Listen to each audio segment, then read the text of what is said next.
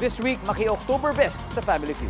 Ang maglalaro tonight, dalawang teams na pinangungunahan ng dalawang diwata mula sa kaharian ng Encantadia. Kung walang karayom, anong pwedeng gamitin panusok na mangkukulam? Tinik ng isda. Mga piokonera at basketballista po ang magkaharap ngayon sa ating game.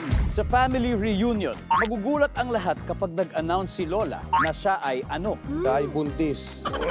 Buntis! I feel so tense right now. Mga talented comedians at fashionable content creators ang maghaharap po ngayon. Habang nanonood ng TV, sinabi ni Daddy, sus, magaling pa ako dyan eh. Ano kaya ang ginagawa ng tao na nasa TV? Umiiyak! Ikaw, best actor ka, diba? Sa bahay, ano yung karaniwang paalala sa atin ng matatanda kapag ulog at kidlat? Yung sampayan natin. Tumabas ka para tamaan ka ng kidlat. Babalikan natin not one, but two golden ages ng Philippine entertainment. Sa lumang pelikula, anong meron ang isang matanda para masabing ito ay albularyo? Kukulang. Mangkukulam. Mangkukulam.